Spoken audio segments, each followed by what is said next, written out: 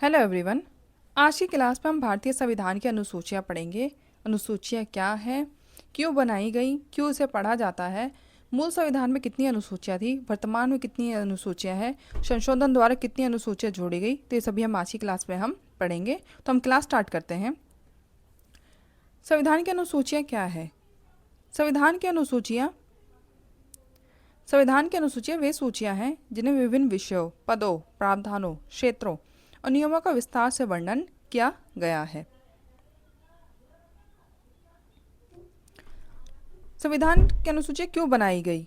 संविधान को व्यवस्थित और स्पष्ट बनाने के लिए कुछ विषय ऐसे थे जिन्हें मुख्य संविधान में विस्तार से लिखना संभव नहीं था, इसलिए उन्हें अलग सूचियों में शामिल किया गया।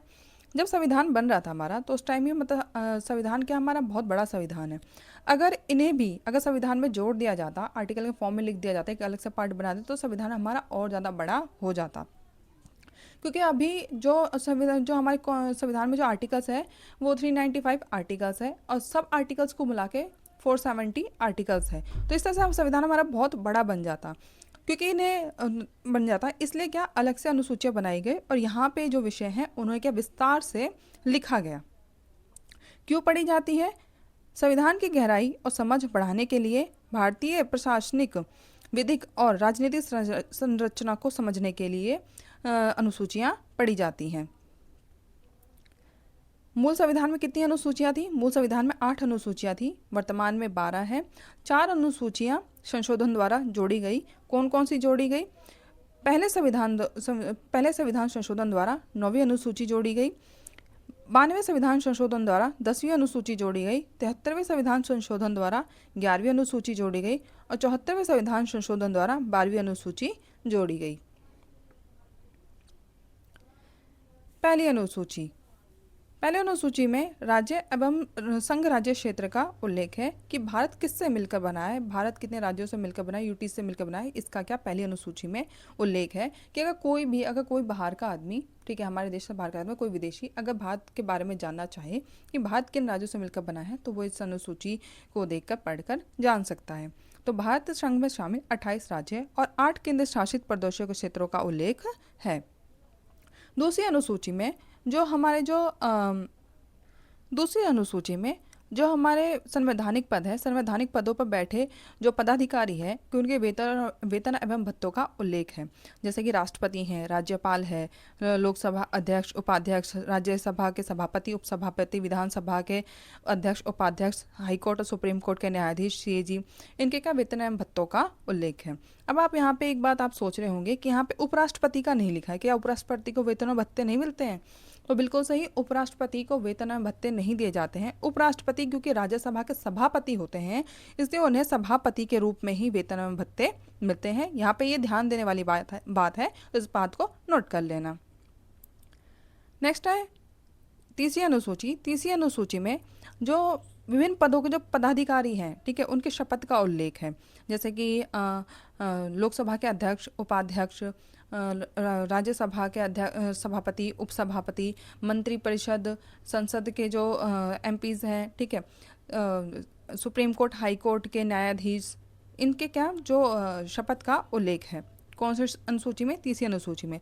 लेकिन यहाँ पे एक बात और ध्यान देने वाली है, राष्ट्रपति, उपराष्ट्रपति, राज्यपाल और सीएजी, इनके शपथ का उल्लेख तीसरी अनुसूची में नहीं है। ध्यान रहे, ऐसा नहीं कि शपथ लेते नहीं है, ये शपथ लेते हैं। इनके जो शपथ का उल्लेख है वो इनके आर्टिकल में है। जैसे राष्ट्रपति के शपथ का उल्लेख आर्टिकल 60 में है, उपराष्ट्रपति के शपथ का उल्लेख आर्टिकल 69 में है और राज्यपाल के शपथ का उल्लेख आर्टिकल 159 में है और सीएजी के शपथ का उल्लेख आर्टिकल 148 के सब क्लोज 2 में है।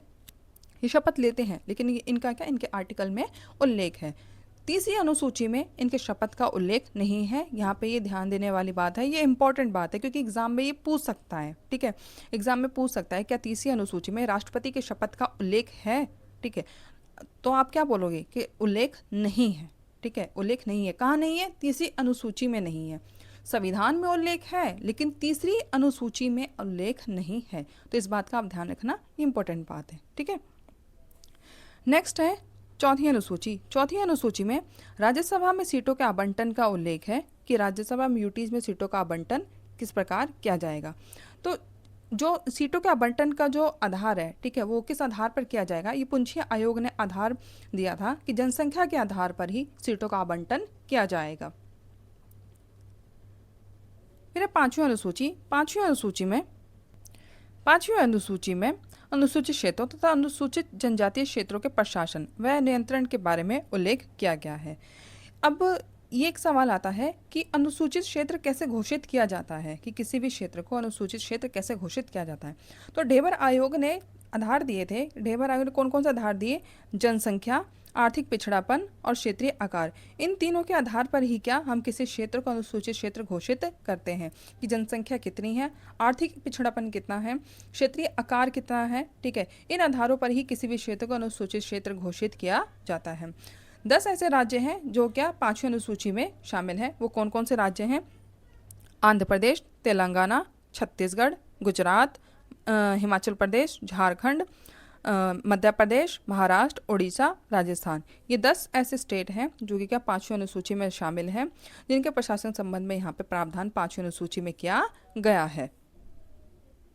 छठवीं अनुसूची में जनजातीय क्षेत्रों के प्रशासन के संबंध में प्रावधान किया गया। देखो पांचवी अनुसूची में तो शेड्यूल कास्ट और शेड्यूल ट्राइब दोनों के प्रशासन के संबंध में प्रावधान किए गए, लेकिन जो छठवीं अनुसूची है, छठवीं अनुसूची में केवल और केवल जनजातीय क्षेत्रों के प्रशासन के संबंध में प्रावधान किया गया।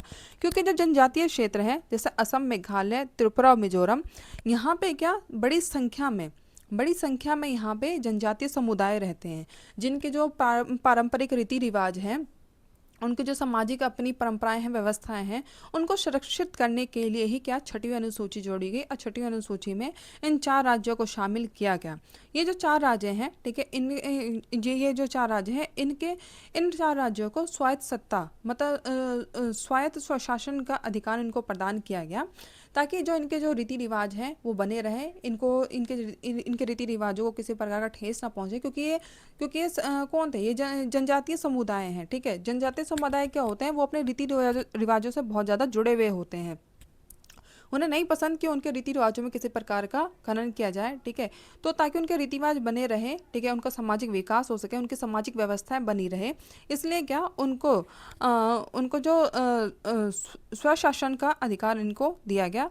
यहाँ पे क्या ये जो असम, मेघालय, त्रिपुरा और मिजोरम जो राज्य हैं, यहाँ पे क्या ऑटोनॉमस डिस्ट्रिक्ट काउंसिल और रीजनल काउंसिल की स्थापना की गई। वहाँ पे ये क्या जो वहाँ के जो लोकल बॉडीज़ हैं, ये जो लोकल बॉडीज़ जो मैंने अभी आपको बताया, ऑटोनॉमस डिस्ट्रिक्ट काउंसिल और रीजनल काउंसिल है, यही काउंसिल क्या करती है कि वहाँ इन एरिया के लिए रूल बनाती है, पॉलिसीज़ बनाती है, जो सज़ा होती है, ठीक है, वो भी ये निर्धारित करते हैं, ठीक है। तो इनको ये इनको अधिकार दिए गए हैं। जैसे हम पांचवी अनुसूची की बात करें कि यहाँ पे ये जो 10 राज्य हैं, ठीक है, इनके लिए प्रावधान किए तो गए हैं, लेकिन यहाँ पे कोई भी ऑटोनॉमस काउंसिल नहीं है। जो ऑटोनॉमस डिस्ट्रिक्ट काउंसिल है, रीजनल काउंसिल है, वो केवल और केवल इन्हीं 4 राज्यों में स्थापित है, ठीक है। क्योंकि यहाँ पे क्या बड़ी मात्रा में जनजातीय समुदाय रहते हैं, इसलिए यहाँ पे क्या छठी अनुसूची में इन 4 राज्यों को शामिल किया गया। और इसके ये जो 4 राज्य हैं, इसको याद करने की ट्रिक क्या है? मैंने जैसे याद किया था, मैं आपको वैसे बता रही हूँ। M T M, M T M, M T M. M से असम, एम से मेघालय, टी से त्रिपुरा, एम से मिजोरम। फिर आती है 7वीं अनुसूची। 7वीं अनुसूची में क्या शक्तियों का बंटवारा किया गया। शक्तियों का बंटवारा या कह लो विषयों का बंटवारा किया गया। पहले जब मूल संविधान था, ठीक है, तो उसमें पहले जो मूल संविधान था उसमें क्या जो संघ के पास जो विषय थे वो 97 थे, राज्य के पास जो विषय थे वो 66 थे, और संवर्ती सूची में कितने विषय थे? 47 विषय थे। बाद में संशोधन करके 42वें संविधान संशोधन द्वारा जो संघ का विषय है उसको बढ़ाया गया, उसको कितने 100 विषय कर दिए गए, और जो राज्य के विषय थे उसको घटाकर कितना 61 कर दिया गया। और जो संवर्ती सूची थी, ठीक है, संवर्ती सूची में भी बढ़ाकर कितना कर दिया गया? 52 कर दिया गया। ये याद रखना, ये पेपर में क्वेश्चंस पूछे गए हैं और आगे भी पूछे जाएंगे। यहाँ तक कि यूपीएससी में भी ये क्वेश्चंस पूछा गया है। अभी जो आगे जो मैंने आपको आयोग बताया था, ठीक है, अब वो भी पूछे गए हैं। जो मैंने ढेबर आयोग, पुंछी आयोग मैंने आपको बताया आगे, ठीक है, तो वो भी क्या पूछे गए हैं, एग्जाम में पहले आ चुके हैं। तो इसलिए मैं आपको बता रही हूँ कि ये चीज़ें क्या आप ध्यान देना इन पे। ये नहीं कि छोटी छोटी मतलब चीज़ें हैं कि कौन पूछेगा एग्जाम आज, नहीं, एग्जाम में कुछ भी आ सकता है। एग्जामिनर का कभी नहीं, कुछ नहीं पता कि वो क्या पूछ ले, तो इसलिए क्या सब कुछ पढ़ के चलना है, ठीक है। तो ये विषय हैं, विषय आप याद कर लेना कि पहले कितने विषय थे और अब वर्तमान में कितने विषय हैं, किस सूची में विषय घटाए गए और बढ़ाए गए, ये भी आप ध्यान रखना। देखो, संघ सूची में विषय बढ़ाए गए, समवर्ती सूची में बढ़ाए गए, ठीक है, लेकिन जो राज्य सूची है उसमें क्या विषय कम किए गए। बस 3 ही तो सूचियाँ हैं, याद करना है इसको, ईजी है, इतना कोई टिपिकल नहीं है, ठीक है। तो आपको ये याद रखना है। और हाँ, एक और चीज़ कि जो सूचियाँ हैं, जो विषय हैं संघ सूची के, जो 100 विषय हैं, राज्य सूची के विषय हैं, समवर्ती सूची में कौन कौन से विषय हैं, ये भी एग्ज़ाम में पूछे जाते हैं, ठीक है, और पूछा गया भी है कि किस सूची में, कि वो आपको विषय दे देंगे, ठीक है, और आपसे ये पूछा जाएगा कि किस सूची से संबंधित है, कि किस सूची में ये विषय दिया गया है, ठीक है, या फिर आपको सूची दे देंगे, ठीक है, और पूछ लेंगे कि इसमें कौन कौन से विषय आते हैं, ठीक है, ऐसे मतलब करके आपसे क्वेश्चन क्या पूछा जा सकता है। तो आप ये भी आप ध्यान देना। सारे ऑब्वियसली सारे जो विषय हैं वो नहीं पढ़े जा सकते, लेकिन कुछ मेन ऐसे विषय हैं जिनको पढ़ लेना चाहिए, ठीक है, जिनको याद रखना चाहिए, ठीक है। फिर है 8वीं अनुसूची। 8वीं अनुसूची में क्या है, भाषाओं का उल्लेख किया गया है कि कितनी भाषाएं हैं। जब हमारा मूल संविधान था, मूल संविधान में 14 भाषाएं थी। कितनी भाषाएं थी, 14 भाषाएं थी। कौन कौन सी थी, असमी, बंगाली, गुजराती, कन्नड़, मलयालम, कश्मीरी, संस्कृत, हिंदी, उर्दू, मराठी, ओडिया, तमिल, तेलुगु और पंजाबी। पहले क्या, ये 14 भाषाएं शामिल थी मूल संविधान में। बाद में संशोधन किया गया, संशोधन करके 21वां संविधान संशोधन किया गया, और 21वें संविधान संशोधन के द्वारा कौन सी भाषा जोड़ी गई, सिंधी भाषा जोड़ी गई।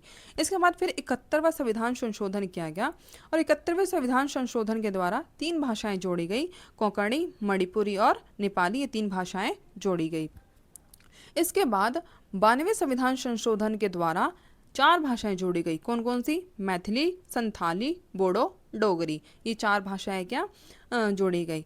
देखो, 8वीं अनुसूची में कब कब अमेंडमेंट हुआ है, एक तो 21वां अमेंडमेंट हुआ है, ठीक है, 1967 में, फिर 71वां अमेंडमेंट हुआ है 1992 में, फिर 92वां अमेंडमेंट हुआ है 2003 में, ठीक है। तो ये 3 अमेंडमेंट है, इसको याद रखना। पूछा जा सकता है, क्वेश्चन ऐसे बन सकता है कि 21वें अमेंडमेंट 1967 के तहत कौन सी भाषा 8वीं अनुसूची में जोड़ी गई, ठीक है, या फिर ऐसे करके पूछ लेगा कि कोंकणी, मणिपुरी, नेपाली की ये जो 3 भाषा हैं किस संशोधन द्वारा 8वीं अनुसूची में जोड़ी गई। इस तरीके से क्या आपको क्वेश्चन पूछ सकता है, ठीक है। और ये भी पूछ सकता है, क्योंकि देखो ये जो क्वेश्चंस है ना, ये छोटे बड़े देखो हर एग्जाम में आते हैं, ठीक है। जैसे यूपीएससी में भी ये यहाँ से ये क्वेश्चन आया था कि कोंकणी, मणिपुरी, नेपाली मतलब किस संविधान संशोधन द्वारा जोड़ी गई थी, ठीक है। तो मतलब ये ऐसे करके क्या क्वेश्चंस पूछे जाते हैं, तो आप इनको भी, कि ये जो संशोधन है, संशोधन के द्वारा कब कौन सी भाषा जोड़ी गई, इसको भी आप अच्छे से याद कर लेना। वर्तमान में अब कितनी भाषाएं हैं, वर्तमान में अब 22 भाषाएं हैं। इसमें शायद कुछ रह रहा है, हाँ, ठीक है, यहाँ पे ये रह रहा है, ठीक है। क्योंकि हम भाषा पढ़ रहे हैं, ठीक है, तो यहाँ पे हम ये आर्टिकल्स भी हम पढ़ लेते हैं कि राजभाषा हिंदी और लिपि देवनागरी होगी। ये किस आर्टिकल में दिया हुआ है, ये आर्टिकल 343 में ये लिखा हुआ है। भाषा आयोग का गठन, भाषा आयोग के गठन का किस आर्टिकल में उल्लेख है, तो आर्टिकल 344 में उल्लेख है। और किसके उस पे आयोग के गठन, भाषा आयोग का गठन किया जाता है, तो राष्ट्रपति के आदेश पे, ठीक है। फिर उसके बाद है कि हिंदी भाषा को प्रमोट करने के लिए कार्य जो किए जाएंगे, ठीक है, वो किस आर्टिकल में लिखा गया है, वो आर्टिकल 351 में लिखा गया है, ठीक है। फिर हमारी टोटल कितनी लैंग्वेजेस है, हमारी टोटल 375 लैंग्वेज है, और लिपि कितनी है, 25 लिपि है। ये कुछ फैक्ट है, ठीक है, जो कि मैंने आपको बता दिया है, ठीक है। अब नेक्स्ट देखते हैं 9वीं अनुसूची। जो 9वीं अनुसूची है, नौवीं अनुसूची को नौवीं अनुसूची को कब जोड़ा गया? तो जो पहला संविधान संशोधन था 1991 में, जो पहला संविधान संशोधन किया गया था, उसके तहत क्या नौवीं अनुसूची को अनुसूची में जोड़ा गया था। नौवीं अनुसूची किससे संबंधित थी? जो नौवीं अनुसूची थी यह हमारे भूमि सुधार से संबंधित थी कि उस टाइम पे क्या जो ज़मीन का डिस्प्यूट क्या बहुत ज़्यादा था, क्योंकि जमींदारों के पास ज़मीनें बहुत ज़्यादा थी, छोटे किसान उनके पास कोई ज़मीनें नहीं थी। तो संसाधनों का समान वितरण हो सके, इसके लिए क्या नौवीं अनुसूची को लाया गया। ठीक है, और इसके तहत ही पहले संविधान संशोधन के तहत ही क्या आर्टिकल 31B जोड़ा गया, जो कि ये भी ज़मीन से ही संबंधित है। फिर आप ये देख रहे हो कि न्यायिक पुनर्विलोकन लिखा है, ये क्या है? न्यायिक पुनर्विलोकन पहले मैं आपको बता देती हूँ कि क्या होता है। न्यायिक पुनर्विलोकन का मतलब ये है कि जैसे सरकार जैसे संशोधन करती है, ठीक है, या फिर कोई कार्य करी है, तो जैसे ये संशोधन किया जिसमें जैसे नौवीं अनुसूची में संशोधन किया गया, ठीक है, भूमि सुधार को लेकर, तो ये संशोधन किया गया, क्या ये सही है, ठीक है, या नहीं है? तो इसका जो पुनर्वलोकन है वो क्या सुप्रीम कोर्ट कर सकती है। सुप्रीम कोर्ट को ये शक्ति है कि सरकार ने के संसद द्वारा जो संशोधन किया गया है या फिर कोई कानून बनाया गया है, क्या वो सही है या नहीं, इसका ऊपर वो जांच कर सकती है। ठीक है, इसी को क्या न्यायिक पुनर्वलोकन कहते हैं। तो नौवीं अनुसूची पहले पहले जो नौवीं अनुसूची थी वो न्यायिक पुनर्वलोकन के अंतर्गत नहीं थी, बाद में इसमें क्या न्यायिक पुनर्वलोकन के अंतर्गत इसको लाया गया। फिर है 10वीं अनुसूची। 10वीं अनुसूची को 92वें संविधान संशोधन द्वारा 1985 में जोड़ा गया था। जो 1985 का टाइम था, तो उस टाइम पे क्या जो पार्टी के जो सदस्य थे वो मतलब बहुत तेज़ी से बार बार क्या वो पार्टियां बदल रहे थे, जिसकी वजह से क्या उथल पुथल हो रही थी।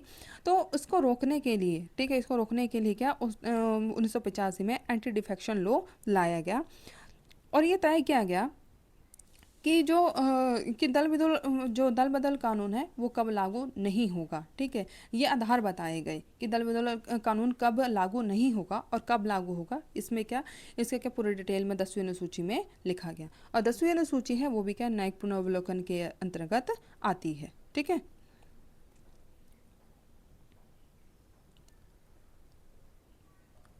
फिर है 11वीं अनुसूची।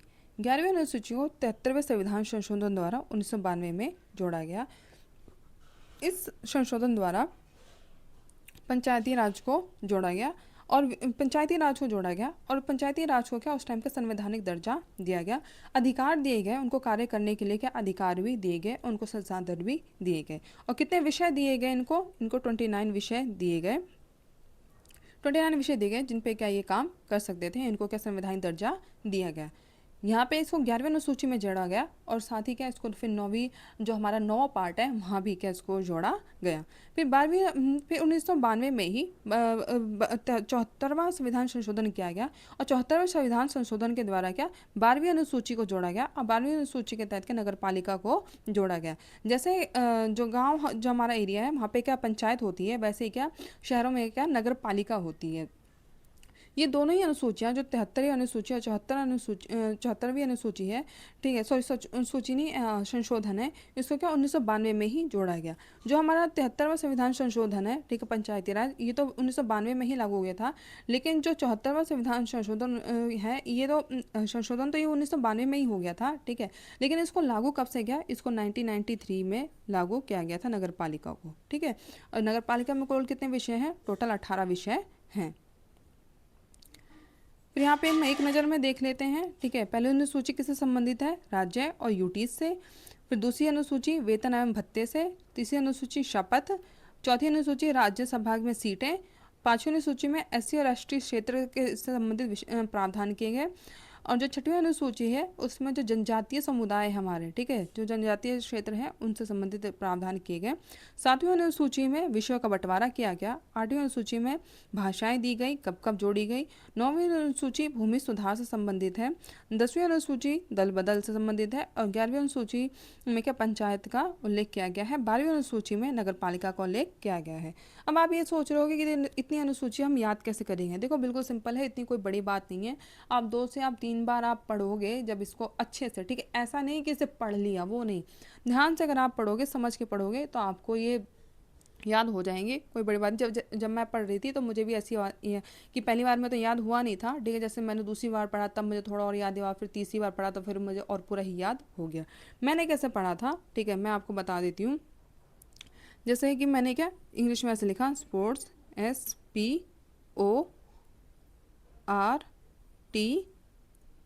ठीक है।